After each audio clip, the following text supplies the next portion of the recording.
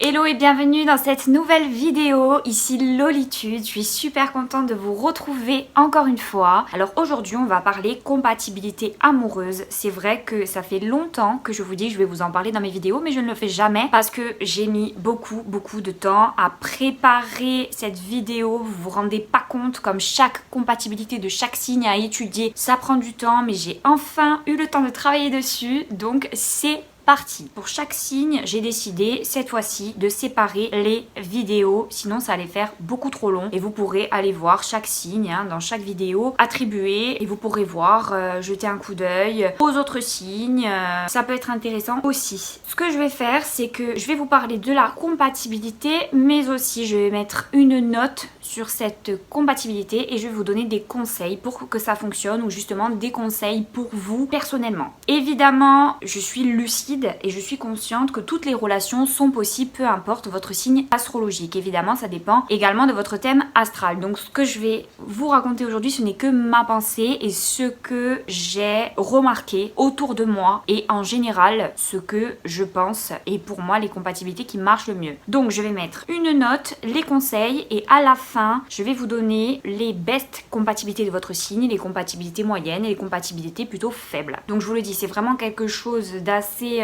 complet, mais je passe rapidement sur chacun des compatibilités afin de vous donner l'idée principale de la chose, mais je peux pas tout vous faire en détail. Après, si vous voulez plus de détails ou plus de choses, n'hésitez pas à me demander en commentaire, je me ferai un plaisir de vous répondre. C'est parti, on va pouvoir commencer. Nous passons aux compatibilités du Gémeaux. Alors, concernant le Gémeaux et le Bélier, j'ai mis une note de 7 sur 10 parce que je trouve que c'est deux signes qui sont très impliqués quand ils ont une relation avec quelqu'un, ils vont jusqu'au bout et ça peut facilement être une relation énergique et fougueuse parce que quand ils s'engagent dans quelque chose, voilà, ils sont à fond et ils ne laissent rien au hasard. Du coup, mes conseils, ça va être vivre l'instant présent et surtout essayer de fuir la routine au maximum parce que le Gémeaux et le Bélier ont besoin toujours dans une relation d'avoir des occupations, d'avoir des choses à faire, sinon ils vont se lasser très vite. Voilà, c'est deux signes qui se lassent, c'est bon à savoir. Concernant la compatibilité Gémeaux-Taureau, j'ai mis une note de 6 sur 10 parce que je trouve qu'il peut y avoir, a fortiori, des soucis de compréhension, ils sont pas toujours d'accord et le calme du Taureau va servir aux Gémeaux et le fait d'intellectualiser les choses, de réfléchir, voilà, d'essayer de tout comprendre va aider aussi le Taureau. Mais après c'est plus quelque chose qui va fonctionner, je pense, au niveau amical qu'au niveau amoureux parce qu'il y a beaucoup de rapports de force, ils sont rarement d'accord. Mais mon conseil, voilà, si vous avez vraiment une idylle Gémeaux-Taureau, essayez de vous trouver des points communs pour permettre à cette relation de durer le maximum de temps possible et essayer de la rendre viable.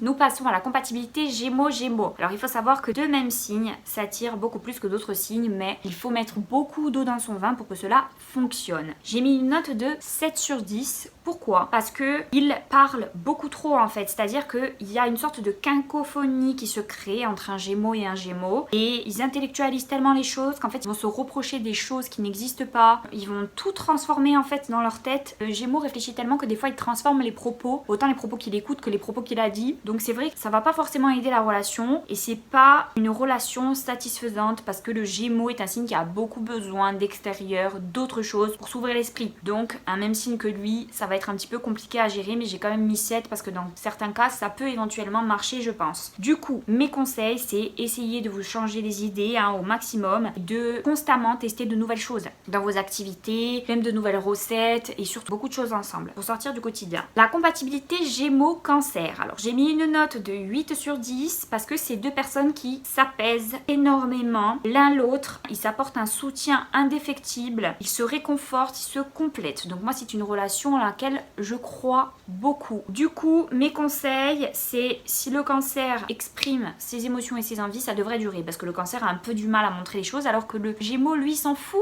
de montrer ce qu'il ressent en temps normal. Je dirais un Gémeaux, il va dire ce qu'il pense. En fait, il n'a pas de problème avec le fait d'exprimer ce qu'il pense, ce qu'il ressent, donc il vous le dira de manière totalement à l'aise. Par contre, le Cancer a du mal. Du coup, si le Cancer arrive à s'ouvrir, je pense que c'est une relation qui peut très bien fonctionner. Nous passons à la compatibilité Gémeaux-Lion. Alors j'ai mis une note de 9 sur 10. Pourquoi? Parce que c'est deux personnes qui visent les sommet. Ils sont d'accord sur plein de choses. Ils aiment les gens, ils aiment rencontrer, ils aiment communiquer, voilà, c'est des gens qui aiment la vie. Donc du coup, mes conseils, c'est que c'est tellement un couple qui se passionne l'un pour l'autre qu'il faut miser en fait sur cette stabilité au maximum et il faut essayer de durer, de faire durer cette magie le plus longtemps possible parce que le lion et le gémeaux s'apprennent énormément de choses l'un à l'autre et évoluent très bien ensemble. À retenir qu'il faut miser sur cette stabilité, c'est une grande richesse. Compatibilité gémeaux et vierge, j'ai mis une note de 4 sur 10. Pourquoi? Parce qu'il y a une entente assez difficile.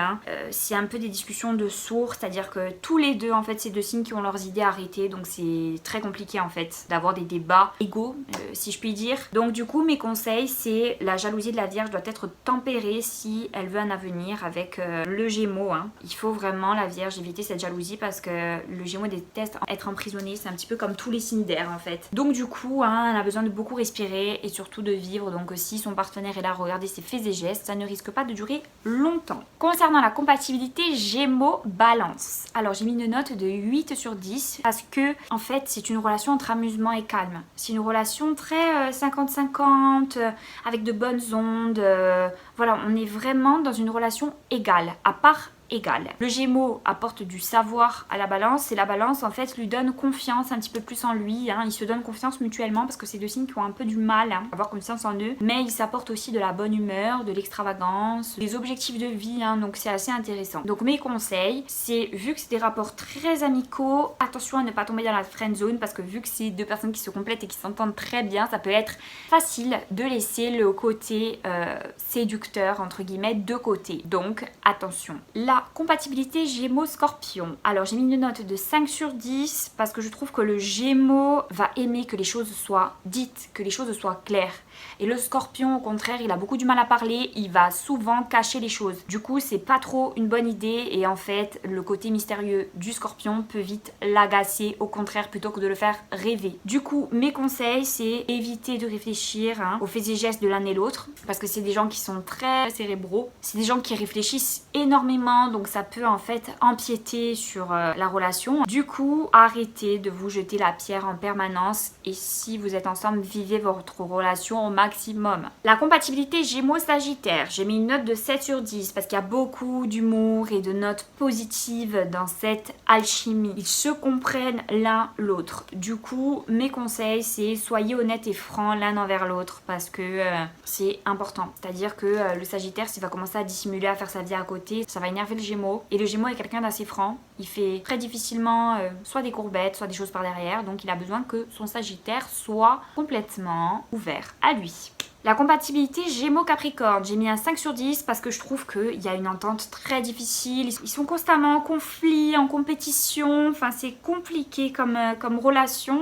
Du coup, mes conseils, donc si vous voulez que ça fonctionne, mettez au maximum vos égos de côté et vos idées arrêtées de côté également parce que ça ne peut pas marcher si vous êtes tous deux campés sur vos positions. La compatibilité Gémeaux-Verseau, j'ai mis une note de 6 sur 10 parce que je trouve que c'est un couple original, mais aussi qui déteste la routine, donc ça va être un peu difficile d'alimenter, je dirais, tout ça. Du coup, vu que le Gémeaux peut vite devenir moralisateur pour le Verseau, mon conseil c'est d'éviter de vouloir lui donner des conseils en permanence, de faire le donneur de leçons parce que père et sa mère et niveau relation, ça vraiment c'est à proscrire énormément. Donc à retenir. La compatibilité Gémeaux-Poissons. Alors j'ai mis une note de 8 sur 10 parce que bien que ça soit des signes qui soient différents, ils se comprennent beaucoup.